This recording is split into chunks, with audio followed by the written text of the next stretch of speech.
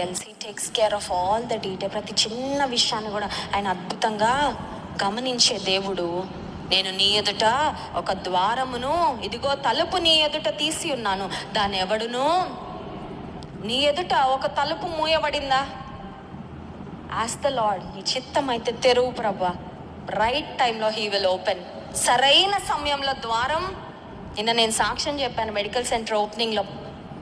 చిన్న హాస్పిటల్ అన్నా చేయాలి, చిన్న క్లినిక్ నడిపించాలనుకున్నాం పెళ్ళైన కొత్తలో. చిన్న క్లినిక్ అయినా వైద్య సేవలు కొంతమందికి అన్నాను. అప్పుడు తెరవలా దేవుడి ద్వారం, ఎందుకంటే ఈ పెద్ద ద్వారం ఉంది ఆయన ఏర్పాట్లో. స్తోత్రం చెప్దామా? హల్లెలూయా. నీవు దేవుని సన్నిధిలో ఆయన కార్యాల కొరకు కనిపెడితే ఆయన తెరుస్తాడు. సరైన సమయంలో తెరుస్తాడు అద్భుతంగా. ఆయన ఒకవేళ ఏదైనా ద్వారం దేవుడు మూసాడంటే దాన్ని కొడతా టైం వేస్ట్ చేయకు. Leave it.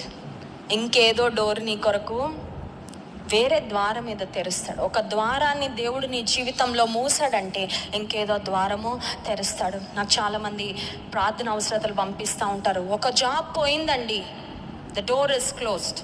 మంచిగా జీతం వచ్చేది, కుటుంబం మంచిగా నడిచేది, జాబ్ పోయింది, I don't know what to do. ఇప్పుడు ఏం చేయాలో నాకు తెలీదు. ఒక ద్వారం మూయబడితే దానికన్నా శ్రేష్టమైన ద్వారము దేవుడు నీ కొరకు తెరుస్తాడు. నమ్మిన వారి స్తోత్రం చెప్దామా? Hallelujah. Can you believe that today? కళ్ళు మూసుకోండి, ప్రార్థన చేస్తాం.